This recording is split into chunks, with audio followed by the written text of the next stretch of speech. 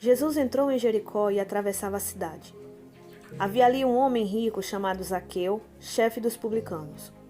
Ele queria ver quem era Jesus, mas sendo de pequena estatura, não o conseguiu por causa da multidão. Assim correu adiante e subiu numa figueira brava para vê-lo, porque Jesus ia passar por ali. Quando Jesus chegou àquele lugar, olhou para cima e disse: Zaqueu, desça depressa, eu quero ficar na sua casa hoje. Então ele desceu rapidamente e o recebeu com alegria.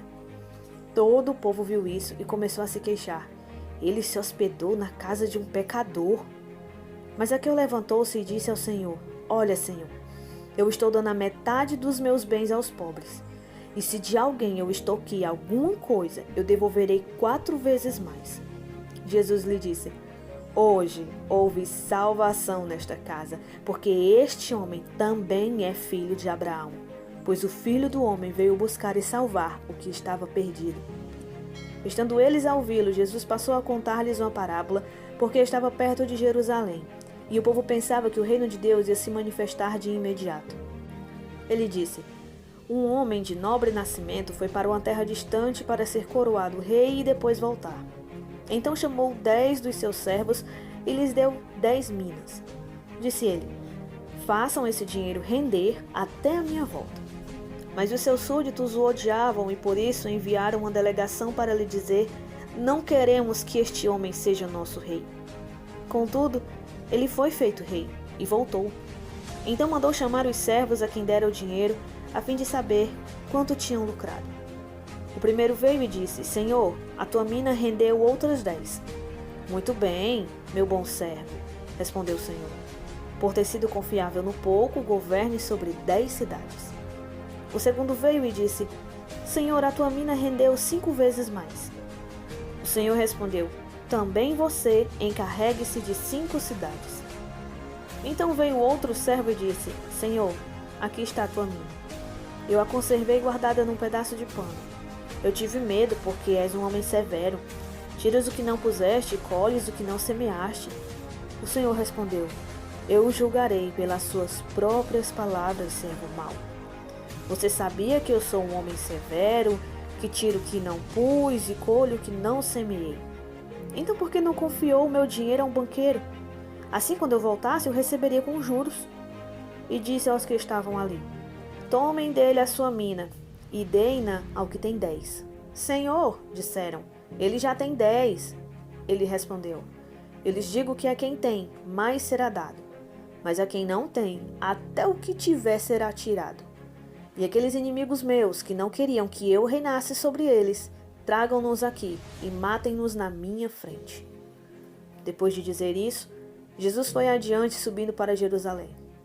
Ao aproximar-se de Betfagé e de Betânia, no monte chamado das Oliveiras, enviou 2 dos seus discípulos, dizendo-lhes: Vão ao povoado que está adiante, e ao entrarem, encontrarão um jumentinho amarrado no qual ninguém jamais montou. Desamarrem-no e tragam-no aqui. E se alguém lhes perguntar por que estão o desamarrando, digam-lhe: o Senhor precisa dele. Os que tinham sido enviados foram e encontraram o animal exatamente como ele lhes tinha dito. Quando estavam desamarrando o jumentinho, os seus donos lhe perguntaram: Por que vocês estão desamarrando o jumentinho? Eles responderam: O Senhor precisa dele. Levaram-no a Jesus, lançaram seus mantos sobre o jumentinho e fizeram que Jesus montasse nele. Enquanto ele prosseguia, o povo estendia os seus mantos pelo caminho.